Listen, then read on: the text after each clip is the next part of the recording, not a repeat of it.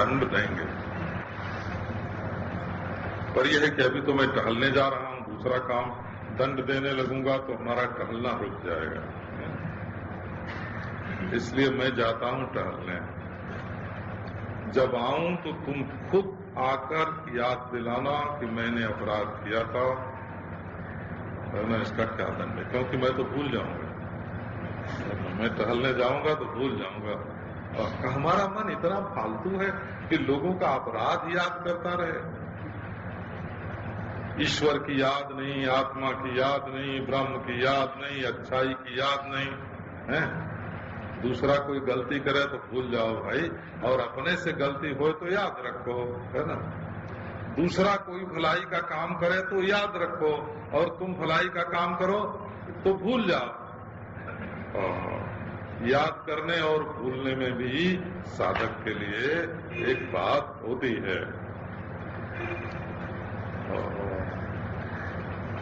पीयूषवत्कोश दया क्षमार्जव प्रशांति दान वीर भज नित्यमादरात्।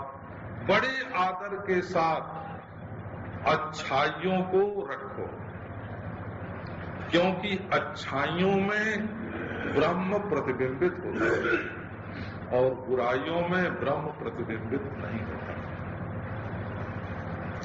अपनी अद्वैतता, अपनी अनंतता, अपनी पूर्णता, अपनी सर्वात्मता जहां जाहिर होती है उसका नाम अच्छाई होता है। अपने अंतःकरण में प्रकट होती है उसका नाम अच्छाई है। एक सेठ ने किसी महात्मा से पूछा, ये जैसे विनोद करने वाले लोग, लतीफा चुटकुला बोलने वाले लोग हो, सरदारों का नाम ज्यादा लेते हैं, आप लोगों को मालूम है ना। हाँ, वैसे हम लोगों को कोई दृष्टांत देना होता है तो सेठों का नाम ज्यादा लेते हैं। वो कोई सेठों पर आक्षेप नहीं होता है। जो अपने को सेठ समझता हुए वो अपने को बचाए ले, वो समझ ले कि ये हमको सेठ नहीं बोलते हैं। तो किसी सेठ ने पूछा, महात्मा जी आपको हमारी कभी कभी याद तो आती होगी। तो महात्मा जी बोले कि हाँ सेठ, तुम्हारी याद तो आती है, परंतु तब आती है जब ईश्वर भूल जाता है।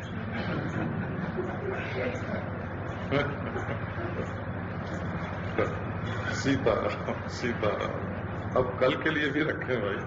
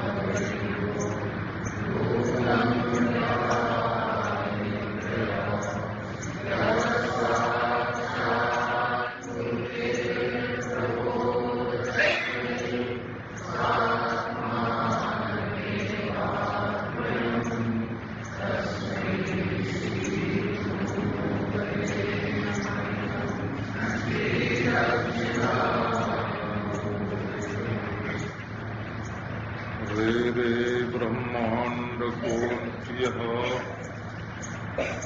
कलत बहुविधम् रोमकूपेष्वीक्षणम्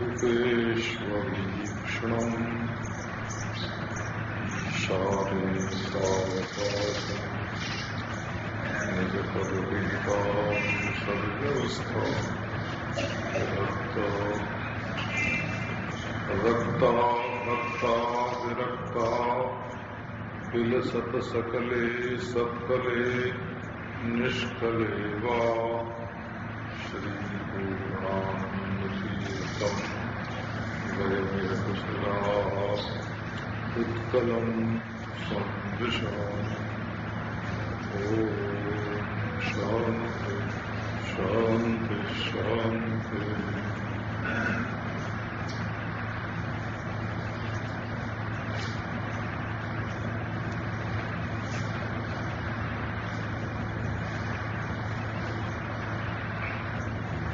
जिस वस्तु को पाने की इच्छा होती है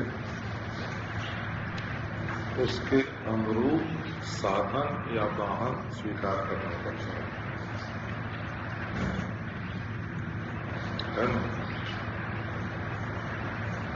तो अमुक चीज खानी है तो वो कैसे बनेगी, किस होटल में मिलेगी, मालूम करना पड़ता है। अमुक जगह जाना है तो ट्रेन से, प्लेन से, मोटर से कैसे जाएंगे। जब कोई इच्छा होती है तो उसकी पूर्ति के अनुरूप जो साधन होता है वो करना पड़ता है। कहते हैं कि अच्छा जी, आपके मन में मोक्ष प्राप्ति की आकांक्षा है। मोक्ष प्राप्ति माने कोई ऐसी जगह है जहां से आप छूटना चाहते हैं। इसको बिल्कुल मामूली मान लो। बेचैनी से छूटना चाहते हैं, दुश्मन से छूटना चाहते हैं, स्वर्ग नरक से छूटना चाहते हैं। कोई ऐसी जगह है जहां से आप छूटना चाहते हैं। ईमानदारी की बात है भाई। दुनिया में बेईमानी चल सकती है व्यवहार में। आप पैसा कमा सकते हैं, किसी को ठग सकते हैं, लेकिन अपनी अंतरात्मा में जो साध्य साधन होता है उसमें बेईमानी नहीं चलती। उसमें तो बिल्कुल ईमानदारी चलेगी।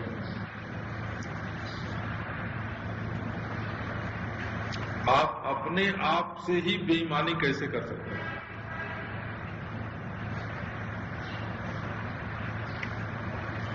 ईमानदारी की बात है कि आप दुनिया में किसी से छूटना चाहते हैं। भव बंधन की बात छोड़ो, जो स्वर्ग नरक को मानता ही नहीं है वो स्वर्ग नरक से छूटने की इच्छा कहां से करेगा? वो तो बिल्कुल हल्की फुल्की गलकुच्चन की बात है। ये गलकुच्चन शब्द हमारा देहाती है। वो पंडित सो जो एक गाल बजावा।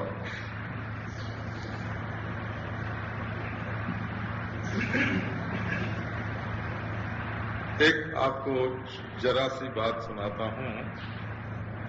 हमारे पितामह सगे हो, हमारे बाप के बाप, वो गए थे जगन्नाथपुरी। तो उन दिनों वहां नियम था कि जो कोई जाए तो कुछ छोड़ने की प्रतिज्ञा करे। तो ब्राह्मण थे, पंडित, तो वहां ये हुआ कि कुछ छोड़ना चाहिए। पंडित ने बताया कि कुछ छोड़ना चाहिए। तो उनके मन में ये तो आई ही नहीं कि झूठ छोड़ना, कि छल छोड़ना, कि कपट छोड़ना, ये तो उनके ख्याल नहीं आया। कुछ चीज छोड़ दें, खाना पीना, ऐसा ख्याल आया। तो आलू छोड़ दें, तो बोले इसके बिना तो चलेगा नहीं। कामरूप का यही देहाती सेव है ना, ऐसे। ये साची बात है, उन्होंने खुद अपने मुंह से हमको सुनाई हुई है। फिर हुआ कि अच्छा काशी फल छोड़ दें, वो जो इतना होता है। तो उन्होंने कहा कहीं भी जब भंडारा होता है बड़ा, तो वही तो चौधरी है, बड़े भंडारे को वही संभालता है, उसके बिना कैसे चलेगा। अंत में उन्होंने गूलर का फल वहां छोड़ दिया कि अब जिंदगी में नहीं खाएंगे। गूलर का फल तो हम लोगों के खाए नहीं जाता है। माने दुनिया में छोड़ने की चीज जब आप सोचने लगोगे तब मालूम पड़ेगा कि शायद इसकी भी कभी जरूरत पड़ जाए। मोक्ष की आकांक्षा जिसमें लोभ परलोभ है ना, ईश्वर के ऐश्वर्य को भी छोड़ना पड़ता है। ईश्वर को, उसका ऐश्वर्य मुबारक को हमको नहीं चाहिए, ऐसे बोलते हैं। हमको याद है इस बात को लेकर, उड़िया बाबा जी महाराज ने प्रयाग के मेले में सत्संग के बीच में कह दिया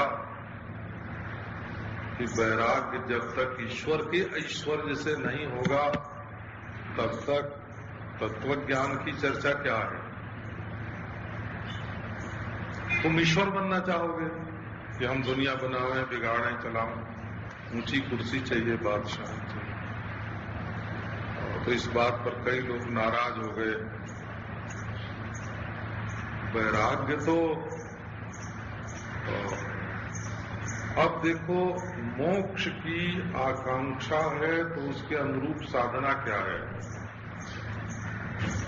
जिससे मुक्त होना चाहते हैं, कम से कम उसका संपर्क या उसकी इच्छा या उसका चिंतन छोड़ तो दें, है कि नहीं। और जिस रास्ते आपको नहीं जाना है उसके मील के पत्थर गिरना कितने किलोमीटर हैं। जब आपको उस रास्ते कभी जाना ही नहीं है तो व्यर्थ शक्ति का अपव्यय क्यों करते हैं। तो मोक्ष माने जिस सामने वाली चीज से, दृश्य से, जड़ता से, दृश्य से मुक्त होना चाहते हैं तो उसका संबंध छोड़कर अपने आप में बैठें, यही उसके अनुरूप साधना होगी।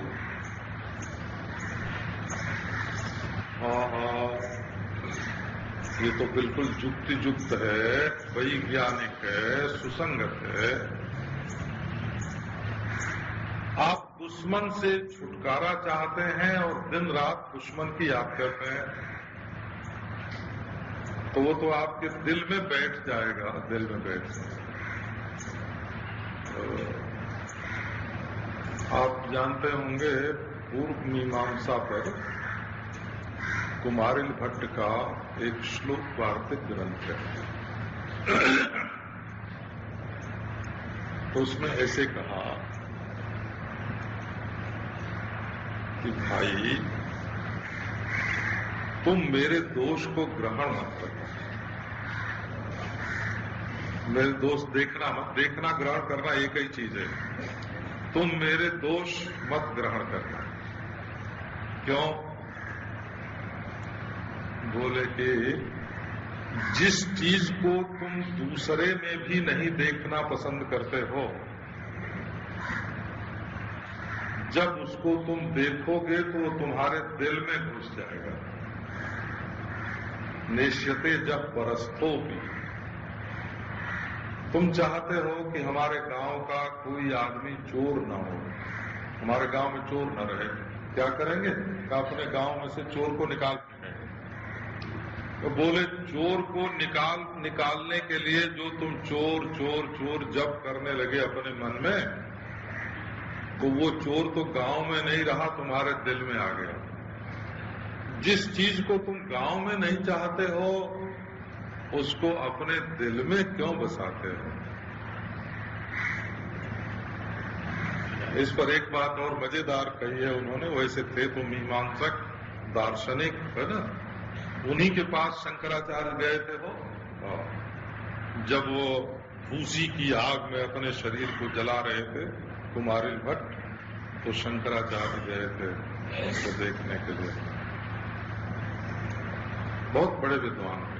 तो एक मजेदार बात उन्होंने कही है, दुनिया के विद्वानों में से एक विद्वान है, वो केवल हिंदुस्तानी विद्वान नहीं है, दुनिया के विद्वानों में से एक विद्वान है। तो कहते हैं, किसी ने कहा कि अच्छा हम तो तुम्हारा दोष न पकड़ें लेकिन तुम्हारे अंदर तो दोष रह जाएगा ना।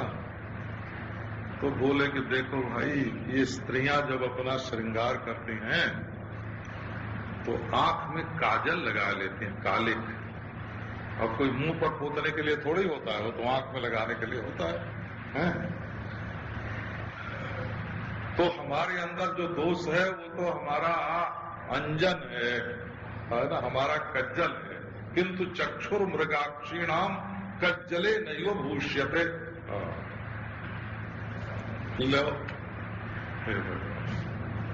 तो आप जिस चीज को छोड़ना चाहते हैं उसी की अगर याद करेंगे, उसी को पकड़ेंगे, तो आप तो तन्मय हो जाएंगे, वही हो जाएंगे। जिसकी याद करेंगे वही हो जाएंगे। तो आप जिससे मुक्त होना चाहते हैं, विषयों के बंधन से, नरक से मुक्त होना चाहते हैं, तो नरक की याद छोड़िए। यदि स्वर्ग से मुक्त होना चाहते हैं तो स्वर्ग की याद छोड़िए। यदि आप संपूर्ण प्रपंच से मुक्त होना चाहते हैं तो संपूर्ण प्रपंच की याद छोड़िए। यही मोक्ष के अनुरूप साधना है। रबिया जब भजन करती थी, मुसलमान स्त्री थी वो रबिया, तो उससे मौलवी लोगों ने पूछा कि रबिया, तू क्या नरक से बचने के लिए भगवान का भजन करती है? तो उसने कहा कि अगर मैं नरक से बचने के लिए भजन करती हूँ तो खुदावंद करीब हमेशा के लिए हमको दोजख की आग में, नरक में डाल दे। अच्छा, तू स्वर्ग पाने के लिए भजन करती है? कि यदि मैं स्वर्ग पाने के लिए भजन करती हूँ तो ईश्वर मुझे स्वर्ग में कभी न भेजे। इसका नाम होता है स्वर्ग और नरक दोनों से मोक्ष। हे भगवान,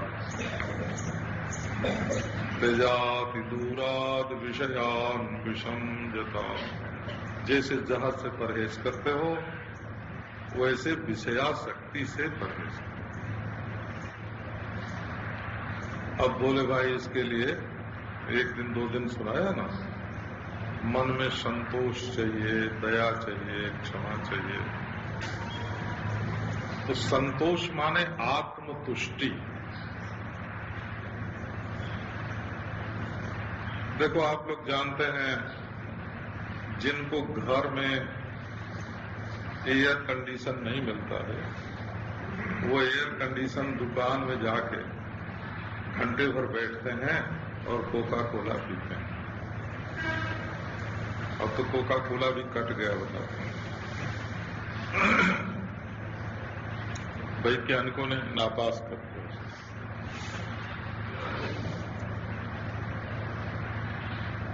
तो आप अपने पड़ोसी के घर में जाके घंटे भर क्यों बैठते हैं? क्योंकि आपका मन आपके घर में नहीं रखता। यही ना। अपनी पत्नी से मन नहीं भरता तो दूसरी स्त्री से बात करने जाते हैं। अपने पति से मन नहीं भरता तो दूसरे पुरुष से बात करने जाते हैं। अपने घर में मन नहीं लगता तो दूसरे के घर में जाते हैं। तो बात क्या है कि आप अपने दिल में, अपना दिल ही अपना घर है और अपना आत्मा ही अपना परम प्रेमास्पद है और उसके रूप में स्थिति ही मोक्ष है। दूसरों से छूटना माने अपने आप में बैठना। तो यही न साधन होगा। आत्मतुष्टि। आपके मन में आत्मतुष्टि नहीं है, आप अपने से संतुष्ट नहीं हैं। ये तो आपको याद ही होगा, एक भगत ने महात्मा जी से पूछा कि महाराज, ईश्वर मेरे ऊपर खुश है कि नहीं, ये कैसे मालूम पड़े? तो महात्मा जी ने उत्तर दिया कि तुम अपने ऊपर खुद खुश हो कि नहीं। ईश्वर ने अपना अंतःकरण बना के अलग तो रखा ही नहीं है ईश्वर के अंतःकरण नहीं होता। ये बात वेदांतियों को मालूम है और किसी को मालूम नहीं है। ईश्वर का अब जैसे हर शरीर में अपना अपना अंतःकरण होता है ना, खुश होने के लिए, नाराज होने के लिए, वैसे ईश्वर कार्योपाधि नहीं है। माया तो उपाधि है, नीलिमा के अंतःकरण थोड़ा ही होता है। तो ईश्वर के अंतःकरण नाम की कोई अपनी वस्तु नहीं है। वो आपके दिल में रहता है, घर घर में रहता है, वो घर घर में, सब घर उसके घर है। तो जिसके घर में खुशी है उसके घर में ईश्वर खुश है, और जिसके घर में नाराजगी है उसके घर में ईश्वर नाराज है। अब आप तौल लो, क्या आप अपने चरित्र से, अपनी बातचीत से, अपने कपड़े लत्ते से, अपने आराम से, अपनी मनोवृत्ति से, अपने काम से, क्रोध से, लोभ से, शांति से, संतोष से, तुम अपने ऊपर खुश हो, पूरे संतुष्ट हो? अगर तुम अपने ऊपर संतुष्ट हो तो ईश्वर तुम्हारे ऊपर संतुष्ट है। हम दस्तावेज लिख के दे देते हैं, अगर तुम अपने ऊपर खुश हो तो परमेश्वर तुम्हारे ऊपर खुश है।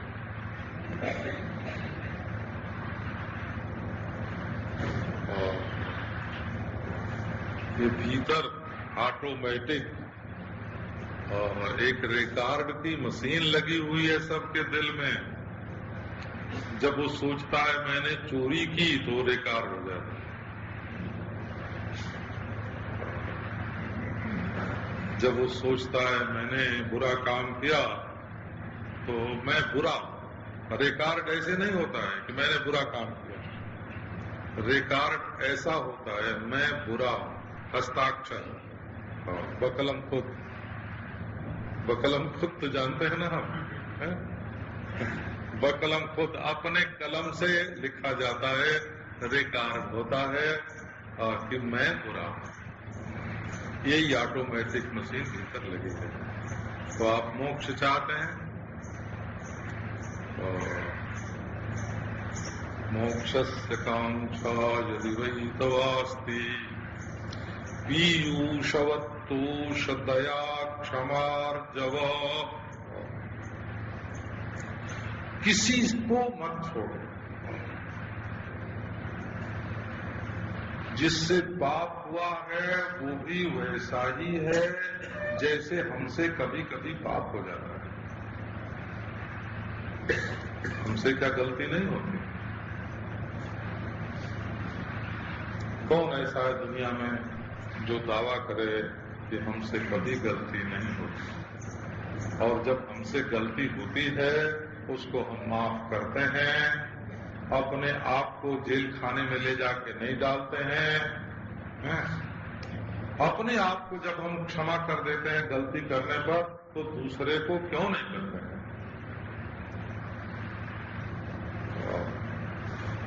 गलत होने पर भी जब अपने आप को नहीं छोड़ते हैं तो दूसरे को छोड़ने का क्या अर्थ होता है?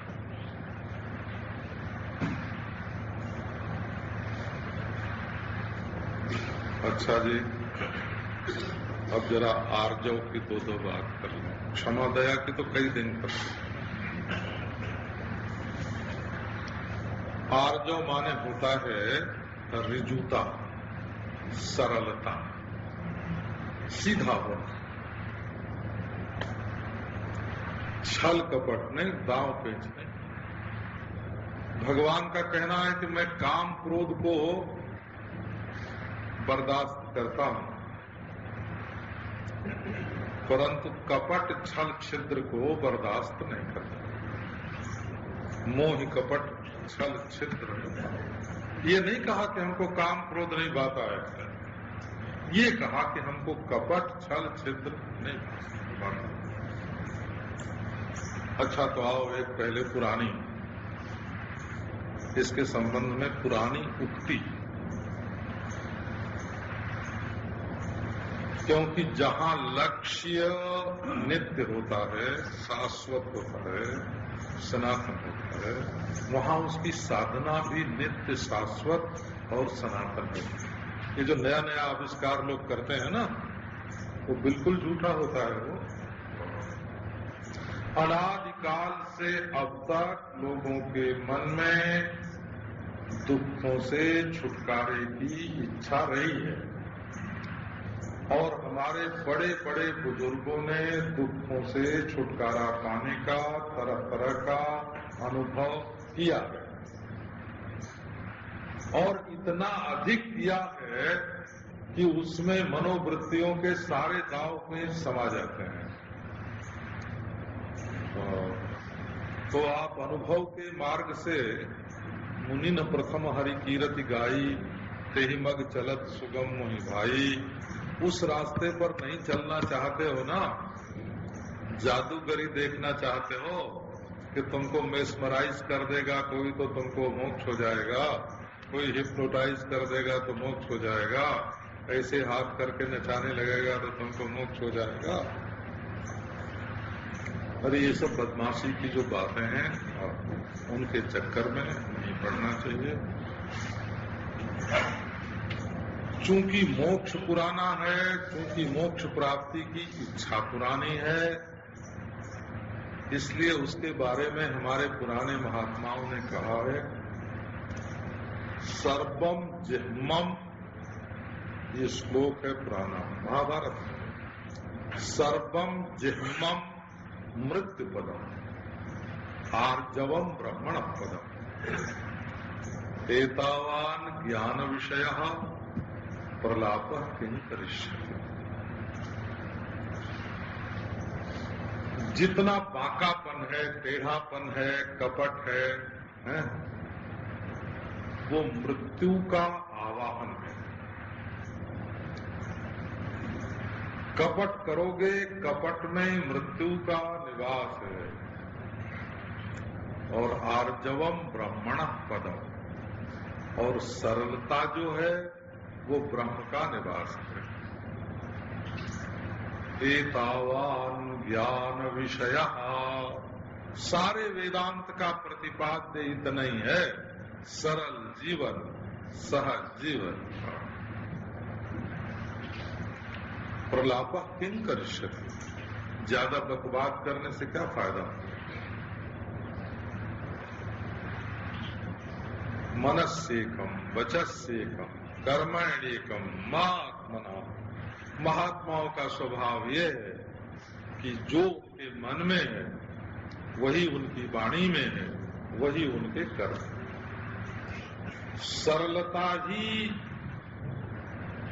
महात्मा का लक्षण। आर्जव आर्जव आर्जव, ऐसे सरल सरल महात्मा होते हैं। एक महात्मा मैंने देखा, खूब अच्छे चंगे भले चंगे बैठे हुए थे। एक ने आके पांव छुआ, बोला महाराज आपका पांव तो कुछ गर्म लगता है, जरा हाथ तो देखें।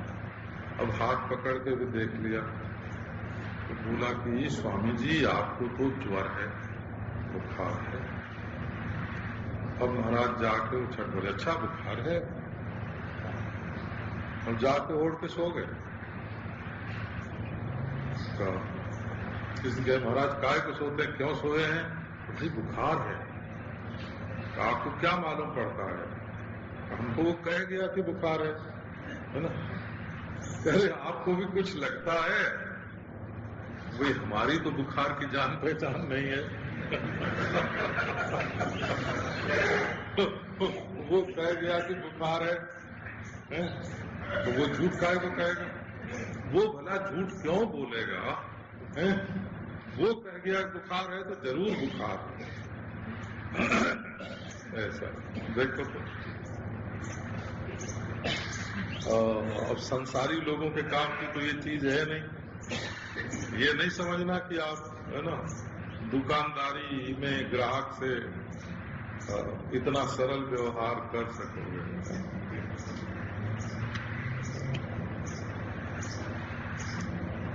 ऐसा एक सरलता की बात मैं सुनाता हूँ। स्वामी असंगानंद जी महाराज हमारे आए हुए वृंदावन में, तो हमारे ही ठहरे, वहीं ठहरे। बल्कि कई लोगों ने अपने पंथ का, संप्रदाय का कह के ये चाहा भी कि यहाँ नहीं रहे, पर वो बोले कि नहीं, हम तो इनके साथ तो ठहरे। तो शाम को उनको आ गया बुखार। कथा वार्ता के बाद में जब गया उनके पास, तो वो तो ओढ़ के सोए हुए थे, बुखार था उनको, सचमुच ही बुखार था। तो मैं उनके शरीर पे हाथ फिराने लगा, बांह से लेके पांव तक ऐसे हाथ ले जाते। मैंने कहा, स्वामी जी, हमको एक ऐसा मंत्र आता है, हमारे गुरु ने बताया है कि हम शरीर पर हाथ फिराएं तो बुखार उतर जाए। बोले कि अच्छा। तो मैं कोई 10 मिनट 15 मिनट हाथ उनके शरीर पर फिराता रहा। उसके बाद तो उठ के बैठ गए वो, और लगाया आसन, और फिर तो सत्संग की बात होने लगी। बोले सचमुच उतर गया। वो कहते थे, अरे भाई ये मंत्र तो बड़ा प्रभावशाली, हमको बताओ। कहते थे, ये मंत्र हमको बताया कौन सा मंत्र है जिससे बुखार उतर जाता है। देखो कैसे ये है ना, सरलता की बात है ना। उनकी सरलता हम बताते हैं, अपना कपट बताया और आप उनकी सरलता बताए।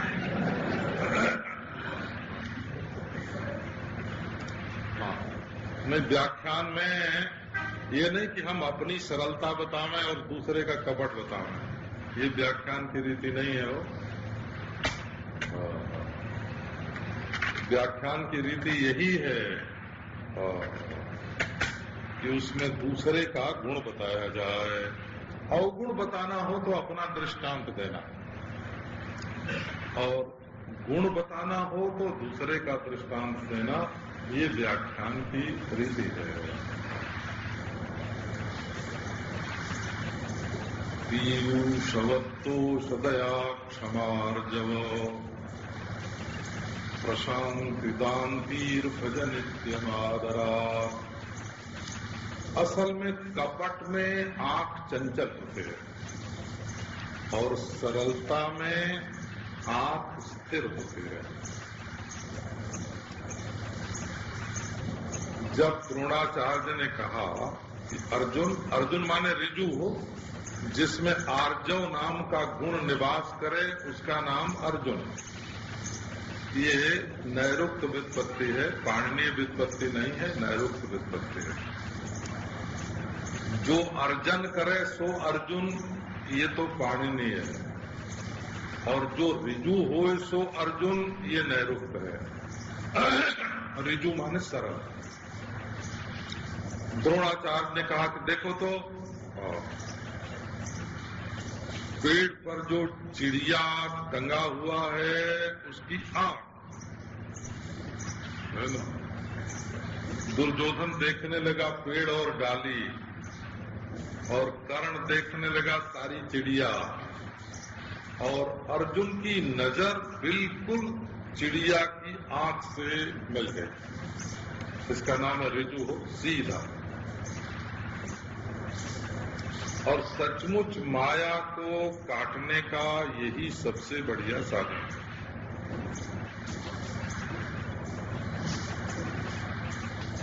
हम एक व्यवहार की बात आपको सुनाते हैं। हमारे गांव के पास एक ठाकुर साहब, गाजीपुर जिले में वो सबसे पहले बीए हुए थे अंग्रेजों के जमाने में। वो महाराज जिस काम में हाथ डालें सफल हो जाए। गाजीपुर के चेयरमैन होना हुआ तो वहां हो गए, बनारस का चेयरमैन होना हुआ तो वहां हो गए, विधानसभा में जाना हुआ तो वहां चले गए। और जिस काम में हाथ डाल दें उसमें उनके दुश्मन बिल्कुल चारों खाने चित। तो मैंने उनसे पूछा, हमारे पितामह के शिष्य थे, बड़ी उम्र के थे, हम तो बहुत छोटे थे, पर हमको भी तो पांव छूते ही थे, हाथ जोड़ते थे। तो मैंने पूछा कि आप आपकी सफलता का रहस्य क्या है? उन्होंने बताया कि हमारे जितने दुश्मन होते हैं वो लोग सोचते हैं कि ये बड़े चतुर हैं, बुद्धिमान हैं, तो ये क्या क्या दांव पेंच खेलेंगे। वो सोचते हैं कि उनको अमुक गांव जाना है तो वो सीधे रास्ते तो जाएंगे नहीं, टेढ़े जाएंगे, छिप के जाएंगे, जंगल में से जाएंगे, तो जंगल पर वो चारों ओर घेरा लगा देते हैं कि इधर से आवेंगे तो हम मारेंगे। और हम जब जाते हैं तो बिल्कुल सीधी सड़क से जाते हैं और उनका सब मोर्चा बिल्कुल टूट जाता है। वो ऐसे बोलते थे, 100 सुनार का 1 लोहड़।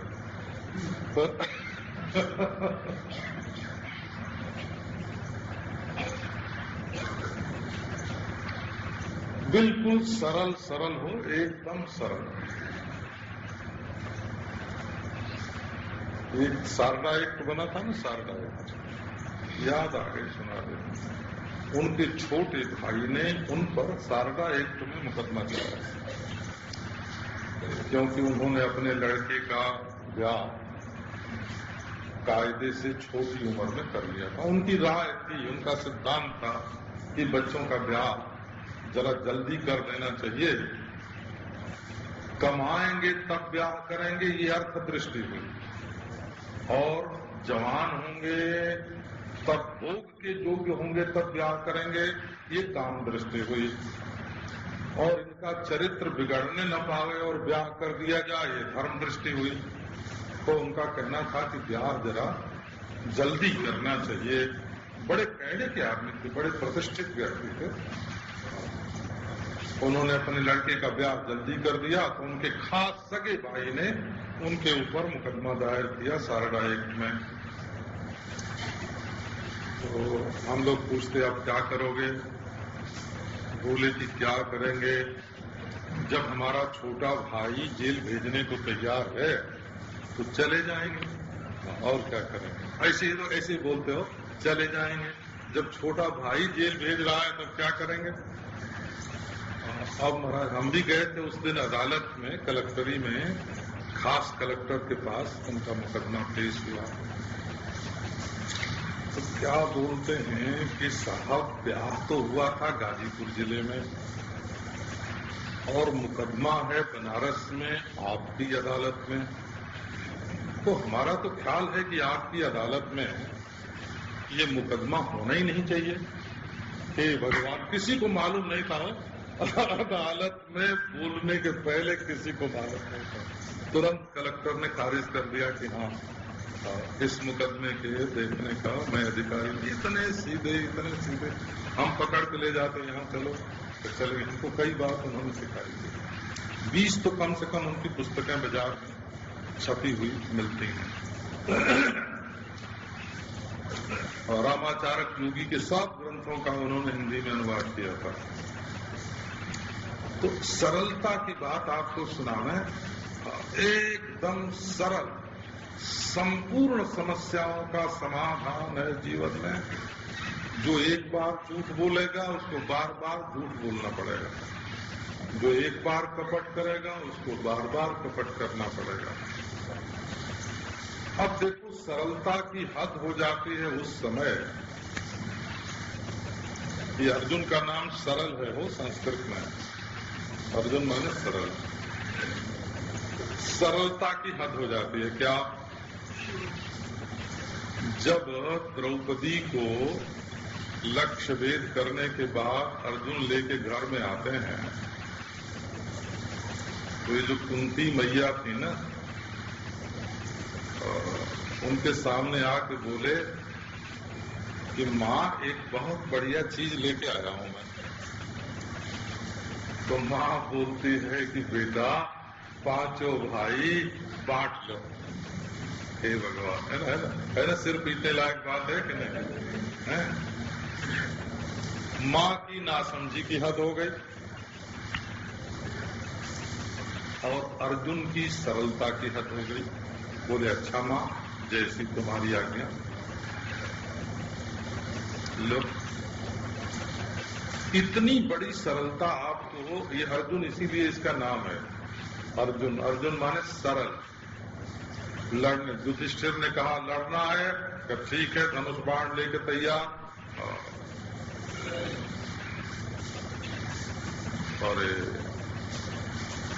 देखा सामने अपने लोग हैं, रोने लग गया, धनुष बाण फेंक दिया। और कृष्ण ने समझाया कि नहीं, लड़ना चाहिए, लड़ने को तैयार है।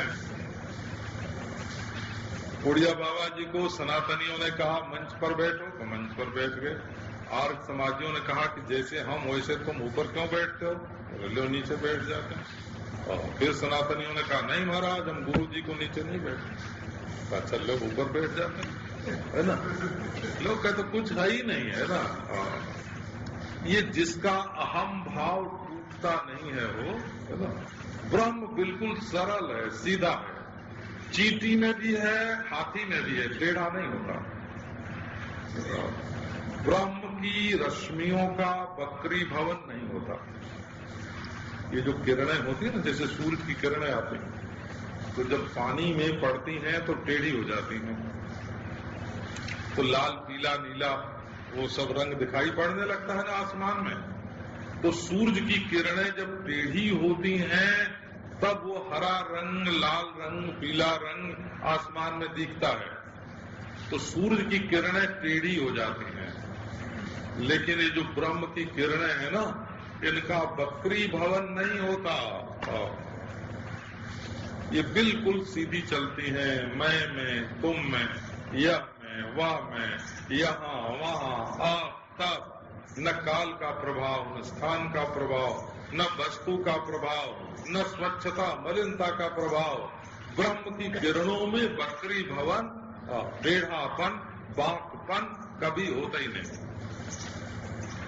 भीतर होता है हमारी किरणों का। ये जब तक हम अपने को आभास रूप में जानते मानते हैं तब तक होता है वो। क्या दिखता है कि कहीं भीतर ये चक्कर दिखता है, मूलाधार, स्वादिष्ठान, मणिपूरक, अनाहत, विशुद्ध, आज्ञा, सहस्रा, 6 चक्र जोगियों के, 12 चक्र तांत्रिकों के, सब दिखाई पड़ते हैं भीतर। साकनी, हाकनी, डाकनी, देवी, देवता, वो सब है क्या? अपने ही मन की किरणों का वक्री भवन है। हमारे आभास, हमारे मन की किरणें जब टेढ़ी होती हैं तो हम जैसी शकल चाहें अपने भीतर बनाकर और उसमें तन्मय हो जाएं। हमारे मन के ब्रह्म की किरणों का हो, बिल्कुल अहम भाव छोड़ दो, उसमें बिल्कुल टेढ़ापन है ही नहीं। पेड़ में, पौधे में, यहाँ वहाँ, यह वह, आप सब एक परब्रह्म परमात्मा बिल्कुल निर्मल, ज्यों का त्यों सीधा दिखाई पड़ रहा है। पीयूषवत्तोष दया क्षमार्जव। एक बात आपको सीधी सीधी सुनाते हैं। करपात्री जी महाराज हैं, तो ये एक बार उड़िया बाबा जी महाराज से नाराज हो गए। अब ये वैसे उनके बालक थे, ऐसा समय पढ़ते थे, मध्यमा के द्वितीय खंड में जब पढ़ते थे तो बाबा के पास सत्संग करने के लिए रोज आते थे। 4 मील रोज चल के आए, सत्संग करें जाए। परंतु जब बड़े हुए तो किसी कारण से, कारण भी हम बता सकते हैं, कोई स्वार्थ का कारण नहीं था, है ना, कोई चरित्र का कारण नहीं था, स्वार्थ का कारण नहीं था, कोई धर्म संबंधी विचार के कारण। वो कहते थे कि हरि बाबा जी को ये काम करने से रोको, वो सबके बीच में ओंकार का कीर्तन न करें। बाबा कहते थे कि वो महात्मा हैं, जो करते हैं सब ठीक है, हम काय को रोकेंगे। वो आके हमसे पूछें, ऐसे बाबा ऐसे कहते थे, वो आके हमसे पूछें तो हम उनको जैसा ठीक समझते हैं बता सकते हैं, पर वो पूछते नहीं है तो हम उनको बताने क्यों जाएं। ये मतभेद यही था। तो करपात्री जी महाराज नाराज हो गए। तो यहाँ भी आते हैं, सब लोग जानते हैं, बड़े महात्मा और राम राज्य परिषद और धर्म संघ और क्या। तो एक दिन मैंने ऊर्जा बाबा जी महाराज से कहा, बैठे बैठे हो, मैंने कहा कि महाराज पहले भी आपके पास आया करते थे, अब नहीं आते हैं, तो आप ही उनके पास चले चलिए। तो बोले कि चलो बेटा, उठ के खड़े हो गए, तो चलो। अब महाराज मैंने कहा चलिए। अब जब चले, कोई 1 मील दूर पर थे करपात्री, चले तो मैंने एक आदमी भेज दिया, दौड़ाया कि जाके करपात्री जी से कहो कि उड़िया बाबा जी उनसे मिलने के लिए आए हैं। अब वो महाराज करपात्री जी को जो मालूम हुआ कि उड़िया बाबा जी आ रहे हैं, सो तो जैसे थे वैसे ही हो, बिना कड़ाऊ वड़ाऊ पहने, है ना, और अपने छत पर से उतर के भगे आए और आके साष्टांग दंडवत किया। तो अब यदि ये कहते कि नहीं वो हमको नहीं मानते हैं तो हम नहीं जाएंगे, वो छोटे हैं, हम उनके पास काहे को जाए। तो ये छोटे बड़े का जो भेद है ना, यदि तुम्हें ज्ञान चाहिए तो छोटे से मिले तो छोटे के पास जाओ, बड़े के पास मिले तो बड़े के पास जाओ। सरल छल कपट में परीक्षा करने के लिए ब्रह्म ज्ञान की बात मत करो, है ना। ये तो देखें, ये समझते हैं कि नहीं, ये पंडित हैं कि नहीं, इसके लिए नहीं, अपने समझने के लिए करो। अपने को यदि प्रमाण में कोई संशय हो, ये अकाट्य सिद्धांत है कि वाक्य प्रमाण के बिना अपने ब्रह्मत्व का अज्ञान दूर नहीं हो सकता। आपको कोई संशय हो, पूछ सकते हैं। ये ज्ञान भीतर से तब निकलता यदि कभी आपको हो चुका होता। ये तो सब ठूसा ही हुआ ज्ञान है ना, बाहर से ठूसा हुआ है। यदि कभी हो चुका होता तो आज आप जीव ही न होते। तो ये भीतर से नहीं निकलता है, ये बात प्रमाण से, गुरु के द्वारा, शास्त्र के द्वारा